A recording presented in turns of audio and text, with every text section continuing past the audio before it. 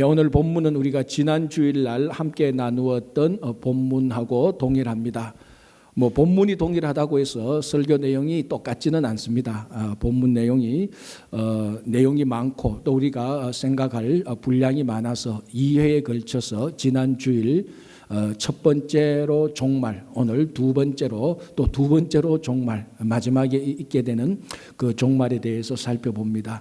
이 종말에 대해서 살펴본다고 해서 지금 현재의 삶, 현재 우리의 일상과 전혀 연관이 없다. 그게 아니고 종말의 삶을 살펴보므로 현재 우리가 이 땅에서 어떻게 무엇을 하면서 살아야 될까가 명확하게 밝혀집니다. 자, 지난 주일날 오늘 우리가 함께 묵상할 이 말씀을 통하여서 살펴본 것이 무엇이었는가 하면은 종말이 오기 전에 일어날 징조들에 대하여서 몇 가지 봤습니다. 그 첫 번째가 뭔가 하면은 적 그리스도가 나타난다는 것이었고, 두 번째는 전쟁과 난리가 있을 것이다. 그리고 또 하나는 자연재해가 일어날 것이다. 이런 것들이 종말이 일어나기 전 징조다라고 얘기를 했습니다. 자, 이제 오늘 우리가 한 번 더 종말에 대해서 살펴보면서 예수님께서 오늘 본문을 통해서 말씀해 주신 종말의 징조는 한 가지 더 있습니다. 그것이 무엇인가 하면은 환난과 박해입니다. 그래서 오늘 본문을 보면은 예수님께서 종말이 있기 전에 여러 종류의 환난과 박해가 있을 것이라고 말을 하는데, 오늘 본문을 보면 한 네 가지의 박해를 말하고 있습니다. 첫 번째가 무슨 것인가 하면은 회당과 옥에 넘겨주겠고, 첫 번째, 그러니까 회당과 옥에 갇히게 되겠다, 이런 말이죠. 두 번째는 임금들과 집권자들에게 끌려간다. 그래, 한 나라의 왕이나 정치 지도자들에게 그 앞에서 끌려가서 굴욕을 당하는다, 그런 박해를 말하는 것이고, 세 번째는 이 가족 간의 박해를 말하고 있습니다. 그러니까 가족이 가족을 박해를 하게 되는 그런 일이 일어날 것이고, 네 번째는 모든 사람들에게 미움을 받을 것이다. 이렇게 네 카테고리, 네 범주에 나누어서 박해를 받을 것이다라고 말을 합니다. 자, 간략하게 이것을 살펴보면 이렇게 됩니다. 회당과 옥에 갇히게 된다. 이 말은 아마 주로 유대인들에 의한 핍박을 의미하는 것 같습니다. 그건 동족들로부터 받는 핍박이죠. 자, 예를 들자면은 우리 사도행전을 보면은 사도 바울도 그렇고, 특별히 서대반 집사 같은 경우에는 공회에서, 여기서 공회는 유대인 공회거든요. 이 유대인 공회에서 예수 그리스도를 증거하다가 박해를 받았습니다. 그런데 그 박해가 어느 정도냐? 돌에 맞아서 죽게 되었습니다. 그러니까 박해의 최고 절정이죠. 끝까지 박해를 받아서 죽게 되었습니다. 이 공회, 유대인 공회, 서대반과 같은 그러니까 유대인 동족으로부터 받았던 그런 박해를 말합니다. 자, 두 번째는 임금 또는 왕이죠. 왕과 집권자들에게 끌려 나간다. 자, 또 사도행전을 보면은 사도 바울이 베스도와 벨릭스 같은 로마 총독에게 끌려가서 굴욕을 당하게 되는, 박해를 당하게 되는 것을 말합니다. 또 한 가지는 우리 최초의, 사도행전을 보면 최초의 순교자가 나타납니다. 12명의 제자 가운데 최초의 순교자는 야고보입니다. 그래서 헤롯 아그리빠 왕이 야고보를 칼로 죽이게 됩니다. 이렇게 보면은 이 왕과 집권자들은 주로 이방인들을 의미하는 것이지만 반드시 그렇지는 않습니다. 그러니까 최고 통치자, 유대인의 왕 또는 이방인의 집권자들, 이런 사람들을 통하여서 박해를 받습니다. 자, 또 하나 가족 간의 박해. 자, 이것은 그 당시에 초대교회 때에 가족 구성원들 가운데 한 사람이 예수를 믿게 됩니다. 그럼 이게 또 어떻게 불화가 되면은, 그리고 예를 들어서 그 당시에는 로마 황제를 숭배하는 그런 로마 황제의 칙령이 있었기 때문에 가족 간에 한 사람이 예수를 믿으면 그 가족이 피해를 보게 됩니다. 그래서 가족이 예수를 믿지 마라 권고하면 예수를 따르는 사람은 신앙을 고수하게 됩니다. 그렇다면 이 가족이 자기 가족 안에서 예수를 믿는 사람을 로마 정부에 밀고를 하게 됩니다. 그러면은 이 밀고를 받았던 로마 정부는 수사를 하게 되고 그 예수 믿는 자를 잡아서 또 감옥에 넣거나 합당한 대가를 치르게 하는 것입니다. 그러니까 가족이 가족을 핍박하는 것이죠. 그리고 또 하나는 모든 사람에게 미움을 받는다. 자, 그 당시 초대교회 예수 믿는 사람들은 제가 방금 말씀드린 것처럼 같은 동족들에게도 미움을 받고, 이방인들, 로마 정부로부터 미움을 받고, 가족들에게도 미움을 받고, 이 예수 믿는 것 때문에 엄청난 미움을 받고 손해를 받고 피해를 보게 되는 것입니다. 자, 오늘 예수님께서 말씀하신 환난 전에, 종말 전에 일어날 이 환난과 박해를 이렇게 살펴보면요, 이것이 종말 전에 이제 일어나는데 실제로 예루살렘이 멸망하기 전에, 그러니까 종말이 멸망하는 것은 역사적으로 예루살렘이 멸망하는 것에서 의미를 찾을 수가 있습니다. 그래서 실제로 AD 70년 예루살렘 성전이 멸망하기 전에 이런 일들이 예수 믿는 사람들에게 그대로 일어났던 것을 방금 간략하게 살펴봤습니다. 자, 이렇게 볼 때, 그리고 오늘 누가복음을 저희들이 보고 있는데 사도행전을 보거나 다른 이제 로마서로부터 요한계시록까지 보면요, 이런 박해들과 아울러서 초대교회 교인들은 이 박해에 대해서 어떻게 생각을 했는가 하면요, 박해는, 그러니까 예수 믿는 것 때문에 환난과 핍박을 당하는 것은 지극히 당연하다고 생각했습니다. 그게 이상한 게 아닙니다. 다시 말하자면, 간략하게 말하자면 예수를 믿는 것은 박해를 당하는 것이다라고 자연스럽게 받아들였습니다. 오히려 예수를 믿는데 박해를 받지 않으면 그게 이상할 정도입니다. 자, 이게 오늘날 우리들이 예수 믿으면서 박해받는 것, 환난 당하는 것하고 참 차이가 있죠. 물론 오늘날에도 전 지구상의 지도를 펴놓고 이렇게 구석구석을 보면은 초대교회만큼 또는 초대교회보다 더 심하게 박해를 받는 곳이 많이 있습니다. 자, 그런데 오늘은 그런 사람들을 말하기보다는 지금 우리들의 이야기를 해보자는 것입니다. 자, 미국에서 우리가 이민 생활을 하면서 예수 믿는 것 때문에 여러분들이 어느 정도까지 박해를 받아봤습니까? 모르긴 몰라도 이 가운데 절반 이상은 예수 믿는 것 때문에 돌멩이 하나 맞아본 적 없을 겁니다. 맞아본 적 있습니까? 없죠. 거의 없을 겁니다. 사실 우리는 어떤 경향들이 있는가 하면 예수 믿는 것 때문에 박해를 받는다, 환난과 핍박을 당한다 그러면은 예수 믿는 것 때문에 손해봤다라고 말합니다. 아, 이거 예수 믿어서 이거 인생 망치겠구나. 어떤 사람은 그렇게까지 말합니다. 아, 예수 믿으면 복 받을 줄 알았지. 예수 믿는 것 때문에 교회 다니는 것 때문에 이게 괜히 이거 손해보고 야, 이래가 되겠나? 안 되겠다. 내가 예수 믿는 거 좀 쉬어야 되겠다. 우리가 흔히 하는 말로 방학한다 그러죠. 그런 말도 하고, 심지어 어떤 사람은 종교를 바꾸는 것도 제가 봤습니다. 물론 예수 믿다가 불교로는 가는 경우는 거의 못 봤는데 천주교는 쉽게 갔디다. 보니까 예수 믿는 게 불편하거든. 교회 와서 신앙생활하는 거 불편하니까 훨씬 더 쉬운 거 천주교로 가는 것도 제가 직접 봤습니다. 그런데 오늘날 우리는 이 환난과 박해를 굉장히 이상하게 생각합니다. 오늘날 우리가 살고 있는 이 시대에 예수 믿는 것 때문에 환난이나 박해당하면 내가 손해받거나 피해를 받거나 딴 생각을 하기 시작한다는 것입니다. 그런데 초대교회 교인들은 환난과 핍박을 자연스럽게 당연하게 생각했습니다. 심지어는 예수 믿는 것 때문에 환난과 박해를 당하는 것은 예수님의 제자가 되는 참된 표시라고 생각을 했습니다. 무슨 말인가 하면 다시 한 번 더 말씀드리자면, 내가 예수를 믿어서 박해를 받아야, 그 환난과 핍박을 받아야 이제야 내가 예수님의 제자가 되는구나라고 그렇게 생각을 했다는 것입니다. 심지어는 환난과 박해를 받는 것을 자랑스럽게 생각했습니다. 자, 우리 사도 바울을 보십시오. 가장 대표적으로 갈라디아서 6장에 바울이 뭐라고 말합니까? 내 몸에 예수의 흔적이 있다라고, 그것을 당당하게 말하고 그것을 예수 그리스도의 제자라는 표시로 사용했습니다. 그러니까 환난, 그것을 말하는 사도 바울이 말한 자기 몸에 있는 예수의 흔적은 예수를 믿고 복음을 전하다가 받았던 수없이 많은 종류의 환난, 박해를 의미하는 것입니다. 이처럼 초대교회 교인들은 환난과 박해를 당연하게 예수 그리스도를 믿는 참된 표시로서 자랑스럽게 생각했습니다. 그런데 오늘날 우리들은 예수 믿고 환난 박해 당하면은 아주 이상하게 생각하고, 미안합니다, 이런 표현을 써서 재수 없다고 말하는 사람들도 있습니다. 얼마나 이상합니까? 자, 여러분들이 신앙생활하면서 예수 그리스도를 따라가는, 예수 그리스도를 믿는 사람으로서 정말 여러분들이 예수 그리스도를 알고자 하고 예수 그리스도를 경험하고자 한다면 여러분들은 반드시 환난과 핍박을 당해야 됩니다. 여기는 반드시라는 것이 있습니다. 만약에 여러분들이 교회 공동체 생활을 하더라도 쉽게 편하게만 신앙생활을 한다고 하면 환난과 박해를 멀리해도 될 것입니다.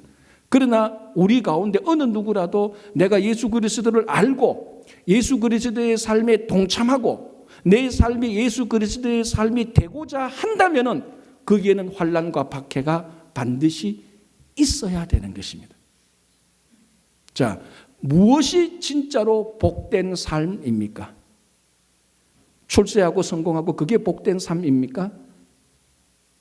자, 진짜로 하나님께서 우리들에게 원하는 진짜 복된 삶은 우리의 삶이 예수 그리스도의 삶과 일치하는 것입니다. 그게 복된 삶입니다. 많은 사람들이 그게 아니고 그냥 잘 되고 잘 먹고 행복하게 사는 것이 복된 삶이라고 말하지만은 예수님께서 가르쳐 주신 진짜 복된 삶은 내 삶이 예수 그리스도의 삶에 동참하게 되고 그래서 내 삶이 예수 그리스도의 삶이 되는 것입니다. 이 세상에서 복된 삶은 자기 가치를 실현하고 자아를 드러내고 많은 사람들에게 인기를 얻고 많은 사람들한테 존경을 받는 것이 복되고 행복한 삶이라고 말하지만 성경이 말하는 복되고 행복한 삶은 내 삶이 예수 그리스도의 삶이 되는 것이 복된 삶입니다. 그렇게 하기 위해서는 환난과 핍박을 필수적으로 반드시 받아야 됩니다.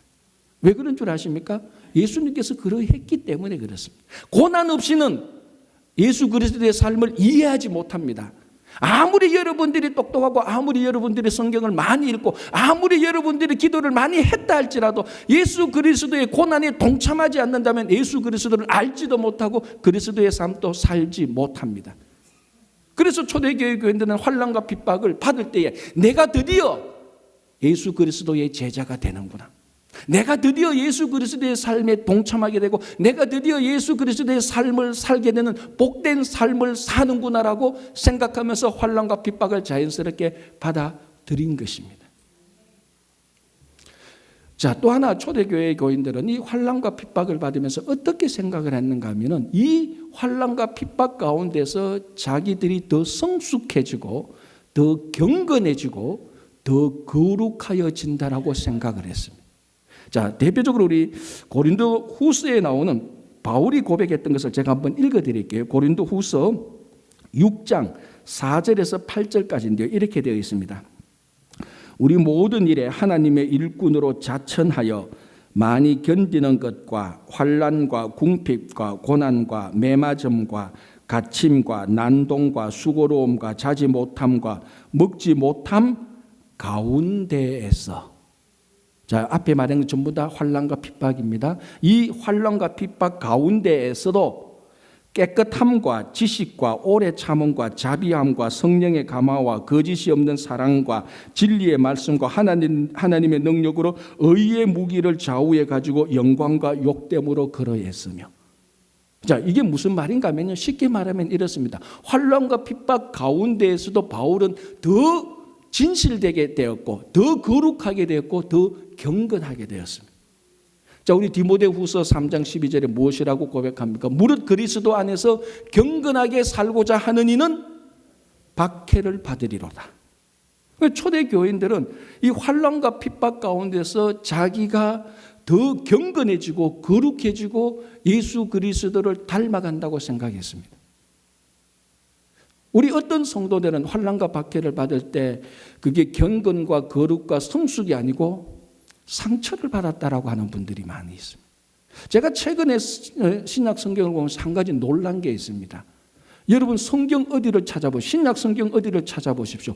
우리가 신앙생활하면서 받았다고 말하는 그 신앙의 상처라는 말이 나오는가? 한 구절도 나오지 않습니다. 그래서 제가 검색을 해보니까 상처라는 말이 개역 한글판으로 신약 성경을 검색해 보니까 상처라는 말이 4번 나옵니다. 그런데 이 4번은 전부 다 육체의 상처를 말하는 것입니다. 다시 말하자면 신약 성경에는요, 우리가 신앙생활하면서 상처받았다는 그런 신앙의 상처는 한 구절도 나오지 않는다는 겁니다. 여러분 그게 이상하지 않습니까? 안 이상합니까? 안 이상한 게 저는 이상합니다. 얼마나 많은 환난과 핍박을 받았습니까? 그런데도 한 명도 상처받았다고 얘기를 안 하는 거예요. 우리는 말 한마디만 들어도 상처받는데 누가 좀 삐딱하게 태도만 취해도 왜 저래? 아이 기분 나빠 상처돼 하는 게 우리들의 마음인데 엄청난 환난과 핍박을 받아서도 초대교회 교인들은 내가 상처받았어요. 괴로워요. 그렇게 말하는 구절이 한 군데도 없었습니다. 우리가 신앙에 상처받았다고 말할 때 거기에 전제된 의미가 무엇입니까? 내가 억울하다는 거예요. 억울하지 않으면 상처가 되지 않습니다. 억울하니까 상처가 되는 거예요. 초대교회 교인들은 환난과 핍박을 받으면서 억울하게 생각하지 않았습니다. 그게 당연하다고 생각했고 그리스도인의 표시라고 생각했고 그걸 자랑스러워했고 그 안에서 오히려 더 경건해지고 거룩해지고 성숙해진다고 생각을 했습니다. 자, 이런 사람들한테 아무리 환난과 핍박을 줬는데 그게 상처가 되겠습니까? 환난과 핍박을 당할수록 내가 드디어 예수님의 제자가 되는구나. 이 환난과 핍박, 이 흔적을 내가 기뻐한다고 말하는 사람한테 무슨 소리라고 어떤 공격을 해도 상처가 되지 않습니다. 그걸 당하면 당할수록 더 경건해지고 더 거룩해지고 성숙해지는 것입니다. 그래서 환난과 핍박은 우리에게 큰 유익이 되는 것입니다. 자, 그렇다면은 왜 종말이 오기 전에 환난과 핍박을 당할 것이다. 모든 사람으로부터 미움을 받을 것이라고 말씀하십니까? 예수 그리스도를 믿는 자들. 이 환난과 핍박을 당함으로 말미암아 더 다듬어지고 예수 그리스도의 삶에 동참하게 되고 예수 그리스도의 삶이 됨으로 말미암아 종말 때에 심판했을 때 하나님 앞에 바로 서게 하기 위함입니다. 이런 환난과 핍박이 없이 종말 때 하나님의 심판 때 앞에 서서는요 너무나 추하고 너무나 이기적이고 탐욕적인 모습으로 설 수밖에 없습니다. 그러나 이 종말의 심판대 앞에서는 환난과 핍박을 거침으로 말미암아 주님의 모습으로 닮아서 심판대 앞에 설 때 하나님께서 기뻐하시는 모습이 되는 것입니다.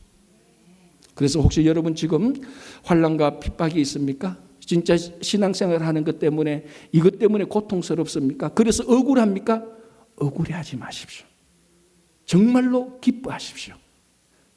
정말로 여러분들의 이 고난이 여러분들을 예수 그리스도의 삶으로 안내할 것입니다. 그게 진짜 복된 삶이 되는 것입니다. 자, 오늘 이 종말에 대해서 말하면서 항상 종말에 대해서 말할 때는 이야기해야 되는 것이 있습니다. 즉 예수님의 재림이죠. 다른 말로 하면 종말과 재림은 일치하는 겁니다. 종말 때에 예수님께서 오시고 예수님께서 다시 오실 때에 종말이죠. 그래서 오늘 보면은 예수님의 재림에 대해서 크게 두 가지를 말하고 있습니다. 첫 번째는 종말 때 예수님께서 다시 오실 모습, 어떤 모습으로 오실 것인가. 두 번째는 언제 오실 것인가, 언제 다시 오실 것인가에 대해서 얘기를 합니다. 이 두 가지 주제는 항상 지난 2000년 동안 종말 또는 재림에 대하여서 가장 중요한 주제로 나왔던 것입니다. 예수님께서 오실 때 어떻게 오실 것인가, 언제 오실 것인가. 자, 오늘 본문을 보면 예수님께서 오실 때 어떻게 오신다고요? 인자가 구름을 타고 능력과 영광 가운데서 오신다라고 말을 합니다. 자, 구름을 타고 온다는 것은 몰래 온다는 것입니까? 다른 사람들이 다 알게 온다는 것입니까? 여러분 한번 생각해 보세요. 하늘에서 구름 타고 오는데 몰래 올 수가 있습니까? 다 알게 오죠. 자, 우리 사도행전 1장에도 보면 예수님께서 제자들에게 선교의 사명을 주시고 성천하시는 모습이 나타납니다. 그때 구름에 가리워서 그대로 올라가면서 예수님께서 뭐라고 말씀하십니까? 내가 이 모습으로 올라간 대로 너희들에게 다시 오겠다. 자, 하늘로 올라가는 모습대로 다시 오겠다. 누구든지 다 볼 수 있습니다. 자, 요한계시록 1장 7절에는 뭐라고 말합니까? 예수님께서 다시 오실 때에 그를 찌른 자도 보겠고 각인의 눈이 모든 사람이 예수님이 다시 오는 것을 보겠다라고 말을 합니다. 무슨 말씀인가 하면은 예수님께서 재림하시는 모습은요 비밀 재림이 아닙니다. 특정한 단체만 알 수 있도록 재림하시는 예수님이 아닙니다. 모든 사람이 다 알 수 있도록 오는 공개적인 공적인 재림입니다. 이게 왜 중요한가 하면요, 지금 또 많은 단체들이나 많은 사람들이 자기들은 예수님이 오신 것을 알고 있대요. 그래서 자기들이 단체에 들어오면은 이미 이 땅에 다시 오시는 재림 예수님을 만날 수 있대요. 구름 타고도 안 왔는데. 그런데 거기에 미혹돼서 들어가는 사람들이 있다는 겁니다. 여러분, 100% 그렇게 말하는 사람은 다 이단입니다. 99.9% 아니고 100%입니다. 다시 한번 말씀드립니다. 물론 그런 일은 없겠지만 예방 차원에서 여러분 혹 주변에 어떤 사람이라도 우리가 하는 성경 공부나 우리가 하는 모임이나 우리가 있는 단체에 오시면은 넌지시 말하기를 예수님을 다시 오실 예수님을 만날 수 있거나 이상한 소리를 하면요, 가차없이 잘라버리십시오. 다 이단입니다. 아니면 이단으로 들어가는 입구에 서 있는 사람들입니다. 오늘 예수님께서 말씀하십니다. 다시 오실 예수님은 공개적으로 옵니다. 특정한 사람들이 알도록 오는 게 아닙니다. 어떤 사람은 이미 왔다라고 말하는데 그런 소리 하지 마십시오. 아직까지 구름 타고 오신 예수님은 오시지 않았습니다. 자, 이렇게 예수님께서는 공개적으로 오신다고 말하고 이제 더 중요한 이슈가 나오는 겁니다. 지난 2000년 동안 훨씬 더 중요했고 더 논쟁적이 되었던 것, 언제 오느냐라는 겁니다. 자, 오늘 또 본문을 보면은 약간은 헷갈리도록 말하고 있습니다. 언제 오느냐에 대해서 예수님께서 두 가지를 말하고 있습니다. 첫 번째는 예수님께서 언제 오실 것인가에 대한 그 징조로서 무화과 나무 비유를 말씀하고 있습니다. 자, 아주 간단하죠. 예수님께서 말씀하십니다. 무화과 나무에 싹이 나면은 여름이 올 줄을 안다. 누구든지 알거든요. 무화과 나무에 싹이 나면 이제 곧 여름이 될 것이라는 것은 누구든지 압니다. 그래서 무화과 나무에 싹이 나면은 여름이 곧 온다는 것을 아는 것처럼 이런 징조들이 있으면은 예수님이 재림이 다시 있을 것이라는 것입니다. 그러니까 예수님이 오실 것을 안다라고 말을 하고 있습니다. 그러면서 그 다음 구절에는 뜻밖의 이런 일들이 덫처럼, 함정이죠. 덫처럼 일어날 것이다 라고 말합니다. 덫 또는 함정은 아는 겁니까? 모르는 겁니까? 모르는 거죠. 함정을 모르게 파지 누가 알도록 팝니까?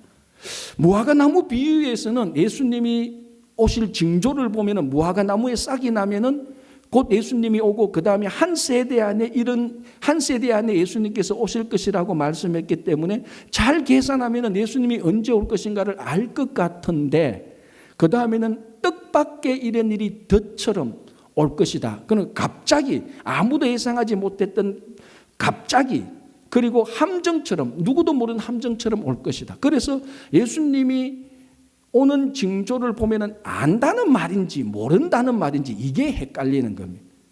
자, 쉽게 말하자면 이렇게 보면 됩니다. 유대인들은 미래에 대해서 두 가지 생각이 있었습니다. 첫 번째는 명확한 미래, 두 번째는 불명확한 미래. 둘 다 미래를 보는데요. 명확한 미래는 어떤 것이 있습니까? 쉽게 말하자면은 오늘이 지나면은 내일은 반드시 옵니다. 이거는 명확합니다. 누가 부인할 수가 없습니다. 오늘 다음에는 내일이 옵니다. 명확한 미래입니다. 그러나 내일이 온다 할지라도 내일 바람이 동쪽에서 불지 서쪽에서 불지 모릅니다. 물론 일기예보가 말하긴 하지만 일기예보가 정확지 않잖아요. 뭐 그 당시 일기예보도 없었으니까. 내일이 오는 것은 명확한 미래인데 오는 내일은 바람이 어디서 불지 비가 불지 불명확하다는 것입니다. 우리 인생도 똑같습니다. 여러분 우리 인생에 명확한 게 뭡니까? 다 죽습니다. 명확하죠. 불명확한 건 뭡니까? 언제 죽는가를 모른다는 거죠. 똑같습니다. 예수님은 반드시 옵니다. 그게 무화과 나무의 비유입니다. 지난 2000년 동안 예수님께서 다시 오시지 아니했다 하더라도 예수님은 반드시 옵니다. 명확한 미래입니다. 그게 무화과 나무의 비유의 핵심입니다.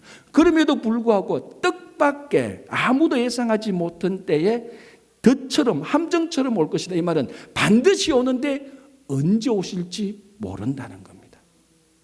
뭐 이것은 우리가 성경 안에서 계속해서 반복되는 말입니다. 그럼에도 불구하고 사람들이 자꾸 미혹되어서 사라지는 것입니다. 그래서 오늘 예수님께서도 뭐라고 말씀하시면 그리스도가 여기 있다 저기 있다 하여도 믿지 말라. 예수님은 공개적으로 오고 그리고 아직 예수님이 언제 오실지도 모르는데 이때에 여기 있다 하여도 가지 말고 저때에 저기 있다 하여도 미혹되지 말라라고 예수님께서 말씀하신 것입니다. 자, 이 말씀을 가지고 최근까지만 해도 많은 사람들이 혼돈하고 있고 미혹하기도 했습니다. 자, 가장 예를 들자면 한국에 지금 신천지 이단 못지않게 하나님의 교회라는 이단도 있습니다. 그 교주가 안상홍이라는 사람인데요. 이 사람이 이 무화과 나무 비유의 예를 들으면서 이렇게 예언을 했습니다. 여기 무화과 나무는 이스라엘을 말하는 것이다. 그리고 무화과 나무에 싹이 난 것은 이스라엘이 1948년에 독립한 것이다라고 말합니다. 이게 이단들이 비유 해석하는 방법이에요. 요거는 요거고 요거는 요거고 요거는 요거 해서 날짜 계산하는 거. 대체로 이단들이 비유를 다 요 따위로 해석을 해요. 얼마나 제가 화가 났는지 알죠? 요 따위로 해석을 한다고요. 요거는 요거 요거는 요거 요때는 요때고 전부 다 그렇게 해서 혹시 주변에 여러분들이 비유를 이렇게 해석하면요 저한테 전화하십시오. 제발. 이단들의 특징입니다. 그래서 이 사람이 여기서 무화과 나무는 이스라엘이고 싹이 난 것은 이스라엘이 1948년에 독립한 것이다라고 말합니다. 자, 그래서 오늘 본문에 보면 이런 일이 생기면은 한 세대 안에 예수님이 오신 것이 이루어진다라고 말합니다. 그래서 그 안상홍이라는 사람이 그걸 딱 보고 1948년에 이스라엘이 독립한 것, 무화과에 싹이 난 것이라고 딱 끼워 맞춰가지고 한 세대를 40년을 잡았습니다. 그럼 언제 예수님이 온다는 계산이 나옵니까? 계산이 안 됩니까? 1948 플러스 40, 1988년입니다. 그래서 1988년 온다고 했어요. 그런데 안 오셨어요. 뭐라고 말하는 줄 압니까? 아직 심판받을 사람이 너무 많아서 하나님의 은혜로 연기했다. 전부 다 이단들이 하는 말이에요. 전부 다 이단들이. 절대로 현혹되지 마시기 바랍니다. 허무맹랑한 해석이. 그게 오늘 그런 것을 방지하는 게 오늘 본문의 말씀입니다. 예수님은 공개적으로 오시고 언제 오실지 모르지만 반드시 오십니다. 그래서 언제 온다고 말하는 사람은 100%다 이단으로 보면 되는 거예요. 요즘 최근에 메시아닉 주라는 사람들이 있습니다. 여러분 많이 들어봤지만 이 사람들은 어떤 사람인가 하면 유대인들인데 예수를 그리스도로 고백하는 사람들입니다. 참 귀하죠. 극소수의 사람들이 있는데 그런 사람들이 좀 생겨나기 시작합니다. 참 귀한 사람들이죠. 유대인들에게 엄청난 환난과 피해를 당하면서까지 예수님을 그리스도라고 고백하는 그 메시아닉 주들 참 귀한데 그중에 일부 몇 사람이 이렇게 얘기하는 것을 제가 언론을 통해서 봤습니다. 그 사람 가운데 일부 예수님께서 자기들이 언제 오는가를 안다는 겁니다. 날짜는 말 못하는데 나팔절 때 온다는 겁니다. 자, 유대인의 절기를 보면 나팔절인데 나팔절은 언제입니까? 유대인의 종교 달력에 의하면 신년, 그 신년 때 우리 율법서에 보면 나팔을 불도록 되어 있습니다. 그래서 예수님 그 메시아닉 주들이 성경을 보고 신약 성경을 보면서 예수님의 사역들이 주로 그 절기를 통해서 사역하신 것을 자기들 나름대로 유대인들이 발견을 했습니다. 그래서 예수님께서 다시 오실 날은 나팔절 때다. 연도는 모르겠지만 하여튼 나팔절 때 오실 것이다. 왜 그런가 하면은 고린도전서 15장 부활절하고 데살로니가 4장 예수님께서 다시 오실 때 무슨 소리가 들린다고요? 그렇죠. 나팔 소리가 들린다고 해서 나팔절에 온다고 말했습니다. 그래도 신천지와 안산홍보다는 좀 더 나아요. 그래도 좀 더. 그래도 여전히 허무맹랑한 해석입니다. 아니 뭐 나팔절에만 나팔 소리 납니까? 오늘도 나팔 불면 나팔 소리 나는 거죠 뭐. 아니 그렇잖아요. 그러니까 예수님께서 언제 오신다고 모른다고 했는데 늘 거기에 끼워 맞춤 식으로 해석하는 사람들 100% 허무맹랑한 잘못된 해석을 하는 것입니다. 그래서 오늘 예수님께서 뜻밖의 덫처럼 온다. 그래서 뭘 하라고요? 항상 깨어 있으라는 것입니다. 깨어 있으라는 것. 자, 오늘 이제 이 종말에 관한 말씀을 하시면서 예수님의 결론은 이것입니다. 그래서 깨어 있으라는 것이 오늘 이 지난주 종말, 오늘 종말 두 번에 걸친 이 종말에 대한 주제를 보면서 결국 핵심은 마지막에 오는 깨어 있으라는 것입니다. 자, 그래서 오늘 이 깨어있으라는 말을 보면은 앞부분에 어디에 걸리는가 하면요. 제가 본문을 한번 보니까 36절에 마지막 구절에 기도하며 깨어있으라고 말하고요. 그 앞에 34절에 깨어있으라고 말하는 첫 마디가 어떻게 시작되는가 하면요. 너희는 스스로 조심하라라고 말합니다. 이 스스로 조심하라는 말부터 마지막 문구 깨어있으라는 말에 걸립니다. 그래서 문법적으로 보자면은 스스로 조심하라는 것에서부터 깨어있어야 되는 겁니다. 이 스스로 조심한다는 것의 원뜻을 보면요. 자기 자신에게, 너 자신에게 주의를 하라는 겁니다. 우리말로 하면 의식하고 있으라는 겁니다. 쉽게 말하자면. 늘 예수님께서 반드시 오시는데 언제 오실지 모르니까 늘 기다리고 있어서 그 기다리고 있는 것을 의식하고 있으라는 것입니다. 무슨 일을 하든지 예수님께서 다시 오신다는 것을 의식하고 있으라는 것입니다. 자, 이걸 이렇게 설명하면 여러분 쉽게 이해될 것입니다. 자, 여러분들 운전을 하시면서 제일 좋은 운전자는 운전할 때 운전만 하면 되는 겁니다. 그런데 그렇지 않잖아요. 운전하다 보면은 추우면은 히팅도 틀어야 되고 갑자기 날씨 더우면 에어컨도 틀어야 됩니다. 그럼 여러분 운전하다가 차 세워놓고 히터 틀고 다시 갑니까? 아니죠. 운전하면서 히팅 틀고 라디오 듣고 싶으면 라디오 듣고 하는 거죠. 그리고 옆에 서 있으면은 서 있는 게 아니고 옆에 앉아 있는 사람하고 얘기를 하잖아요. 여러분 뭐 운전하다가 얘기하고 싶으면 딱 멈춰서 얘기하고 또 운전하고 갑니까? 아니잖아요. 운전하면서 히팅도 틀고 라디오 버튼도 누르고 이야기도 합니다. 어떨 때는 옆에 사람이 막 나쁜 얘기하면 저도 화를 내면서까지 운전을 합니다. 그러면서도 빨간 신호등이 있으면 탁 서요. 그렇잖아요. 가다가 막 얘기하다가 내가 좌회전 해야 되면 깜빡 잊고 좌회전 합니다. 그러다가 막 가다가 여기는 50, 스피드 리밋이 50이고 저 앞에 등이 있으니까 저 보안 카메라가 있으니까 막 얘기하다가도 서서히 속도를 늦춥니다. 다 그렇죠. 물론 그러다가 아차하다가 놓쳐서 걸리는 사람도 있지만 대부분은 운전을 하면서도 얘기하고 물도 마시고 히터도 틀고 합니다. 자, 얘기를 하고 히터를 틀고 버튼을 누르고 물을 마시면서도 뭘 의식하고 있습니까? 운전하고 있는 것을 계속 의식하고 있습니다. 그래서 신호등 앞에 서고 스피드 리밋을 지키려고 하고 좌회전하고 우회전을 다 합니다. 이게 의식하고 있는 겁니다. 이게 스스로 조심하고 있는 겁니다. 다시 말하자면 이야기를 하고 물을 마시면서도 운전을 하고 있는 것이 의식하고 있는 겁니다. 여러분 우리가 매일매일 살아가면서 일상적인 삶을 살면서 직장 생활하고 하나로마트에 가서 쇼핑도 하고 친구들을 만나서 식사를 할 때도 뭘 의식하라는 겁니까? 예수님께서 다시 오신다. 예수님께서 반드시 오신다. 그걸 의식하고 있는 겁니다. 이야기를 하고 히팅을 틀면서 운전하면서 빨간불이 있다는 것을 의식하듯이 일상적인 삶을 살면서 예수님께서 다시 오신다는 것을 의식하는 겁니다. 그리고 이게 겹치게 오버랩이 돼가 있는 거죠. 이게 의식하는 겁니다. 그렇다고 해서 의식한다고 해서 아무 일도 안 하고 예수님께서 오신다 발발발 뜨는 이게 아니고 삶을 살면서 그 안에는 모든 것이 예수님께서 다시 오실 것이다. 그때는 우리를 심판하실 것이다. 의식을 하라는 것입니다. 그게 스스로 조심하라. 그게 깨어있는 것이 첫 번째입니다. 자, 오늘 또 그리고 마지막에 36절 제가 한번 읽어드릴게요. 이렇게 되어 있습니다. 그럼 이러므로 너희는 장차 올 이 모든 일을 능히 피하고 인자 앞에 서도록 항상 기도하며 깨어있어라. 인자 앞에 서도록.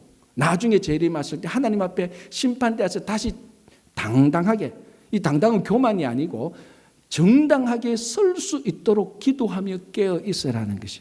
우리는 보통 깨어있으라고 말하면 잠자지 말라. 중독되어서는 안 돼. 각성하고 있어야 돼. 그리고 만약에 잠자고 있는데 예수님께서 오시면 큰일 나. 그러니까 이 깨어있으라는 말을 잠자면은 안 돼, 중독되면 안 돼, 무뎌서는 안 돼라는 위협이나 경고용으로 늘 써왔는데 오늘 이 말씀을 가만히 보면 경고용이라기보다는 하나님 앞에 서도록 기다리고 있으라는 것입니다.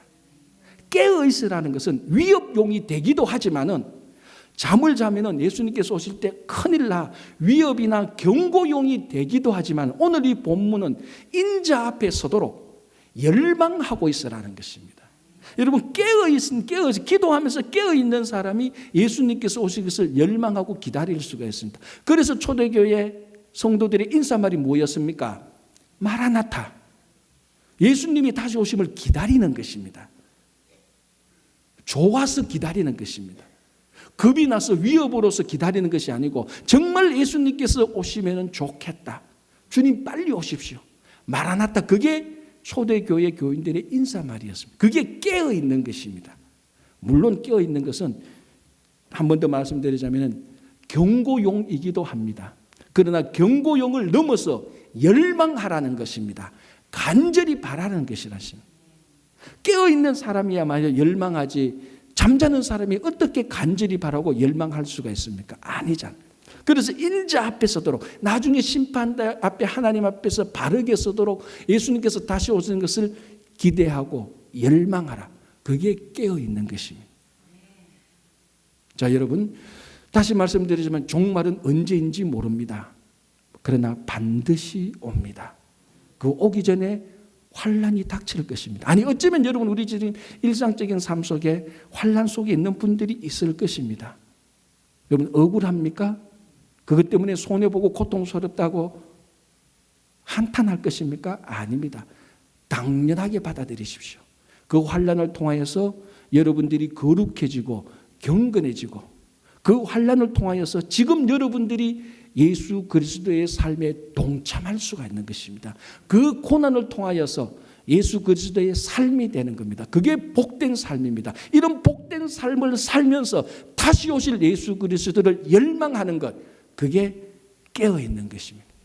그래서 여러분, 이 사순절 기간에 우리가 고난을 당한다 할지라도 억울해하지 말고 상처받을 필요가 없습니다. 더 경건해지니까. 그래서 뜻있고 의미 있는 고난을 통하여서 좋은 사순절을 경험하시기를 바랍니다.